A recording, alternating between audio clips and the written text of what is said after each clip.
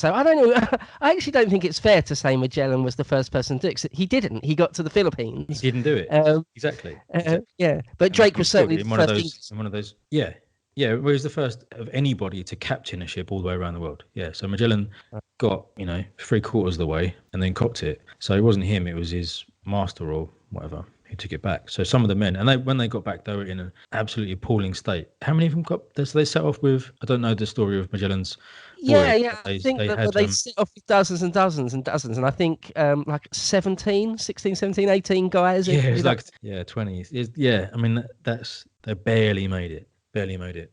But what happened since then is that the Spanish had gradually colonized Chile and Peru, and so there were vessels and the Philippines. So between South America and the Philippines and the East Indies, there were colonies there and there, right, on the other side of the Pacific. So there were crossings that happened between the East Indies and the Americas, but not. So that was like, so people were doing a voyage from there to there, not all the way around the world. That's the difference. But the route to cross, as in the best latitudes and the prevailing winds and stuff, they were secrets that the Spanish were guarding. Only a few people knew about how to cross the Pacific. Right. And they didn't even know exactly how far it was. Like he knew it was a really long way. And I think they'd stolen they'd pilfered some charts from Spanish ships, which were, when they looked at the charts, they were like, oh wow, the Pacific is actually way bigger than we thought it was. Now we look at the Spanish charts, and actually, then when they sailed it, it was even bigger than that. It was even wider than the Spanish charts and directions said. But yeah, so they decided. Well, Drake decided that was what he was going to do. He set out to cross the Pacific, and it took him 68 days, completely out of sight of land, sailing across 68 days across the Pacific, and then they landed in one of those islands, they're tiny little islands across the Pacific that you never heard of before. There's loads of those little tiny places, like these little archipelagos, like the Marshall Islands or the Micronesian Islands or something. Yeah, but yeah, he landed. What was it called? Probably one of the Carolinian archipelago, it says. And if so, he was probably the European discoverer of those islands. Oh yeah, and I think they attacked it. Oh yeah, there was a conflict here. So when they landed, they came to these islands, and the natives came swarming out on their dugout canoes, like you've seen in all the movies and stuff, come paddling out to the bay, trying to trade and stuff, and just friendly and waving and all the rest of it. And then what happened was they started, when all the natives come aboard the ships, they started aboard the Golden Hind, they started just grabbing all of the sailors' possessions and just nicking stuff. And the English were like, no, you can't just take, like, we don't have communal stuff here. Like, you can't just help yourself to our stuff.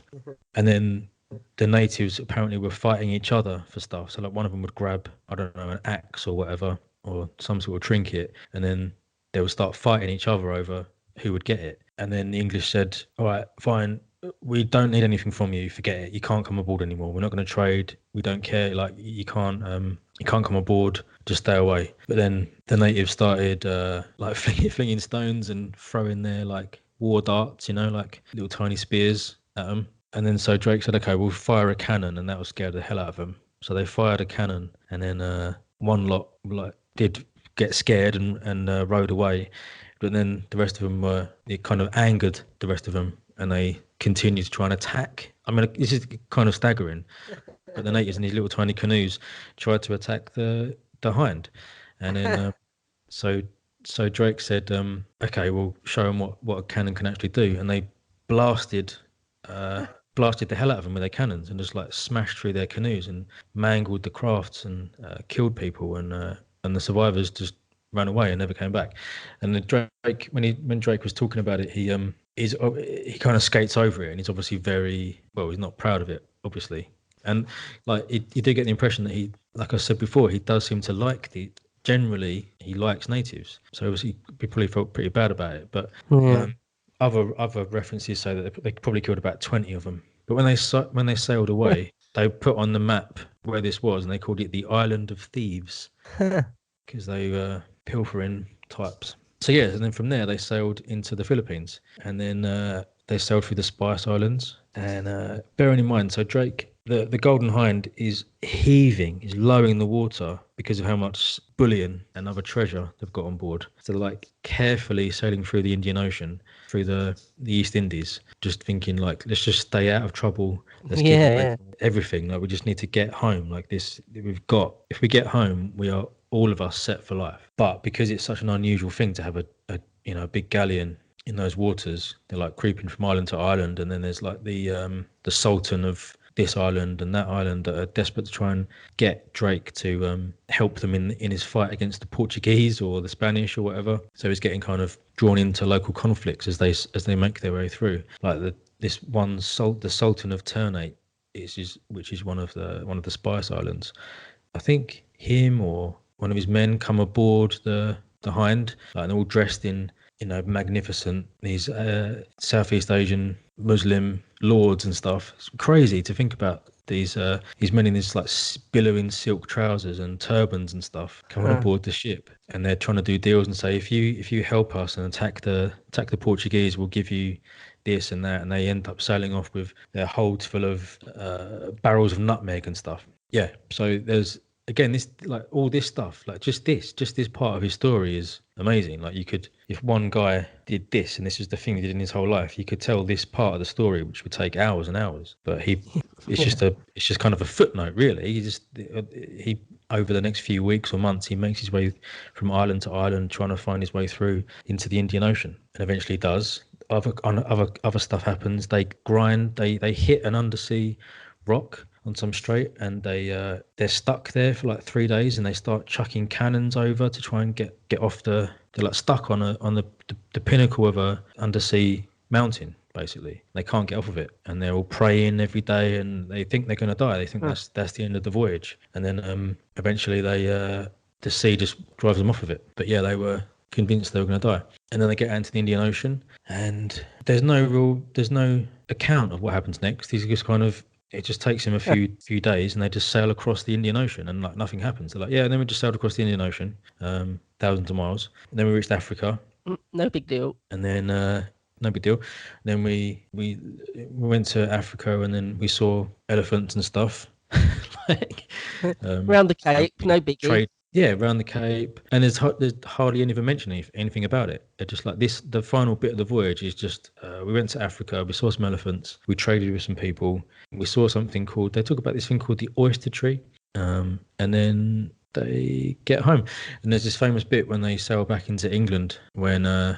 So you picture the scene is September. Is it Plymouth? 1580. Yeah, so there's fishermen out in the Plymouth Sound, out in the Channel. And they see the Golden Hind, a relatively small, galleon type ship, very heavily laden, sailing very carefully in towards the entrance to Plymouth Sound. And as they pass, the fisherman, Drake hails the fisherman, shouts out, is Elizabeth still the Queen? Is Elizabeth still alive? Yeah, it's amazing. I think they've gone 3 years, and then they sail into Plymouth, and wow, they are fabulously wealthy, and soon everyone knows that they've sailed around the world, and he's now the most famous man in Europe, basically. He is invited to the court again. I think he spends something like 11 hours, something like that, not alone, but in private with Queen Elizabeth. Yeah, I heard that. I thought that I read somewhere that it was alone. It was like a real tightly guarded state secret, his stories, and that even the personal guard were ordered to leave the room. Yeah, I mean, there would have been a couple of her ladies sitting in the corner of the room, but yeah, basically alone. There wasn't, you never get to see the Queen alone. Well, a lot of the reason for the secrecy was to do with the Northwest Passage, whether he knew if there was one or not. That was really the ultimate secret that they wanted. Yeah, I mean, yeah, absolutely full of secrets, because he didn't have an official commission, but clearly it was unofficially official. And and he came back and he gave the Queen, tens of thousands of pounds. But what probably happened was, it seems to have, because there was quite a lot of controversy about what happened, and immediately, even before he got home, the Portuguese and the Spanish private people and the crowns of those, I think by this point Philip might have inherited the crown of Portugal as well. But anyway, Portuguese and Spanish ship owners had started filing claims in London, saying this pirate Drake has robbed us of our cargo, and this is the list of all our stuff, and we demand it back, and all this kind of stuff. So there's all this complicated negotiation going on. I think what happened was Drake offloaded loads of it in secret and said, even officially said, I've got £100,000, but really he might have had $1 million. Don't know. Yeah. He put in, like, we just don't know how much he had, but certainly the Queen said, okay, you need to give me all of the treasure and I'll look after it, and I'll sort all this problem out, I'll sort out the stuff. So Drake paid his men and took loads of money for himself. Like, he paid £20,000 of silver to his men and other stuff. It must have offloaded hundreds of thousands. And then officially, what was logged into in the Tower of London was £264,000 of silver. Wow. So there's all different sums estimated, but someone says £600,000. The Crown's annual revenue of that time was probably about £250,000 sterling, right? So one of the estimates put Drake's haul for that particular voyage is £600,000. So at least twice as much as the annual revenue of the whole kingdom of England. But it was probably even more than that. But whatever it was a staggering amount of money stolen from the Spanish, basically. So with that, the amount of money he took, all of the piracy, like, he took dozens and dozens of ships. He took giant treasure ships. He attacked dozens of ports at will. He evaded capture. He sailed all the way around the world. He befriended and made a treaty with the Sultan of one of the Spice Islands. And he came back, and the whole of Europe was talking about Drake. He's the most famous man in Europe, basically. Fated for his incredible achievements. And again, thinking about the fact that he's the son of a yeoman from Devon. And he's done all this himself, by his own skill and daring and all the rest of it. No one gave him like the 5'4" kid from from Kent. Yeah. With the thick accent that he never lost. Amazing. Absolutely amazing. So once he returns after this circumnavigation, one of the very first circumnavigations of the globe ever, that's two things he's done now. One was the first time he returned from the Americas with a ship full of treasure, and he's done it again, throwing in a circumnavigation of the globe at the same time. So that's sort of two things that in one lifetime that he's not done. No, he's not done. No, so it's about a few months later, maybe 6 months later, is when he is knighted on the Golden Hind. It's funny because the Golden Hind, the ship, is knackered. Obviously, it's totally done in. But they kind of turn it into a tourist attraction straight away. They sail it to Deptford, and then I think that's where they kind of dock it, and then people kind of come to see it. Like a tourist attraction, like this is the ship, this is Drake's ship, this is the ship that sailed around the world and did all this amazing stuff. Yeah, like putting a space shuttle on display in a museum or something. Yeah, exactly the same as that. Yeah, which you wouldn't think that people in the 16th century thought like that, but they did. They did the same thing. But obviously, it wasn't properly looked after. There was no kind of provision made for the care of it, and it gradually rotted. But they did try and preserve it, and people come to look at it. So and then Drake was knighted on the deck by the French ambassador. So again, thinking about this guy is now a knight, and not many people were knighted in those days in the Tudor period, and Elizabeth especially. They were no longer knighting people left, right, and centre. So it was a big deal for him to be knighted, and it was one of his proudest moments, if not his proudest moment, to be knighted. The Queen was there. She didn't do it herself. It was the French ambassador who did it. But yeah, so they had a huge banquet, and it was the Queen personally was there to personally honour Francis Drake, this son of a yeoman. Astonishing, really. But then he had just brought her an incredible amount of money, and intelligence. Yeah, and she'd proven that her sailors were as good as the Spanish or anyone in the world. So it was a real kind of grand thing. So yeah.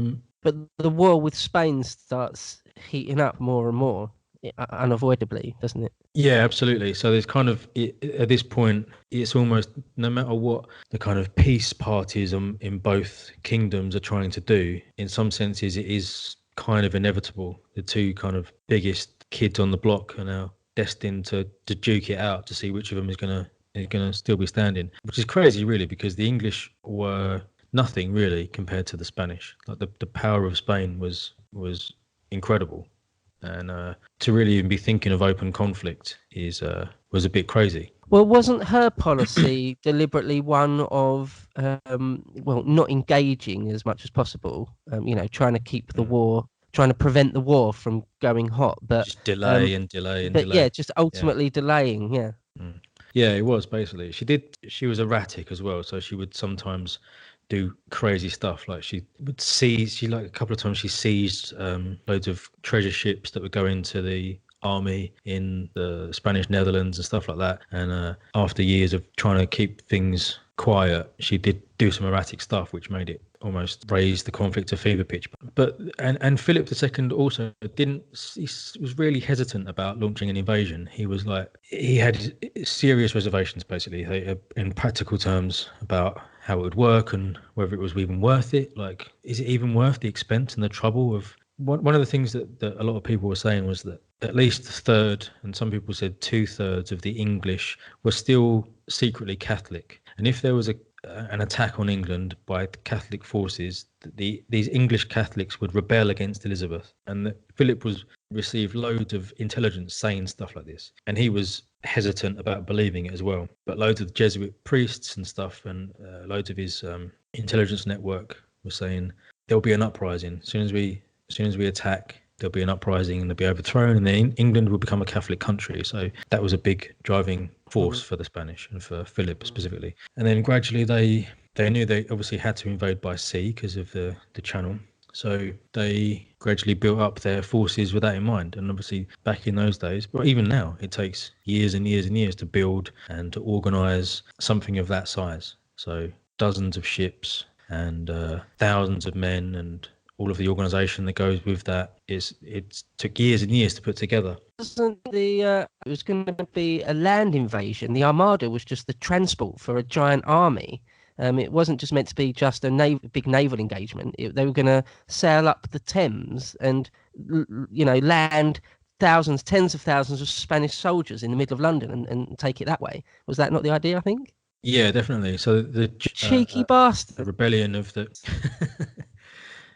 Yeah, it's crazy, really. But so for years and years and years, the Spanish had been fighting against the Protestant rebels in the Netherlands, and there was a huge army of veteran Spanish soldiers there under the Duke of Parma. And Duke of Parma was a tactical, I don't know about genius, but he was tactically gifted and had loads of veteran forces, and it was pretty much accepted if he could get that army into England. The English didn't have any army didn't have an army. They had militia, and it was chaotic, and it wasn't even trying to be professional. It didn't have a hope, basically. So all they had to do was get their army into England. But we could guard the Channel crossing. One thing, just before we get into the Spanish Armada, which is 1588. I mean, he went round the world in 1577, so there's like a big chunk of time in between there. And I think the Cold War, if you like, between England and Spain it wasn't cold anymore. If I could do a quick quote from I've got a Charles Oman, a Oxford historian from the turn of the century. He says, quote, "Far more important than the fighting in the Netherlands were the maritime exploits of the English seamen. The moment that they were let loose upon the Spaniards, they asserted a clear supremacy at sea. Drake took and sacked Vigo, a great port in northern Spain, and then, crossing the Atlantic, captured the chief cities of the West Indies and the Spanish Main, Santiago, Cartagena, and St. Domingo, 1586, end quote. So if that's 1586, that's just before the Armada. Mm-hmm. Yeah, totally. Yeah, so this stuff is still going on. And it's funny, Elizabeth is still doing her public acts, really, public theatrical diplomacy, where she's saying, all I want is peace, and I'm battling for peace, and that's all I care about. And at the same time, she's giving orders to Drake to go and raid Spanish possessions and stuff like that. So it's definitely hotting up, and she's kind of buying time, but also covering herself and with plausible deniability and all that kind of stuff, But yeah, things are definitely hotting up for raids. When's the raid on Cadiz? Is that before or after the Armada? It's before. So this is the thing. What Drake is always one of the leading naval people that are begging the Queen to say, please let us go and attack the Spanish first. If we let them gear up and assemble their massive forces from all over the empire, we can't stop them. We haven't got a hope. So the best thing we can do is go to and attack them in their home ports. So they're going to be assembling a fleet at Lisbon, and they're going to be assembling a fleet at Cadiz, and all these other ports, Gibraltar, all these ports all around the in Santander and all these places. So if we can attack each one or just a few of them, we can crush them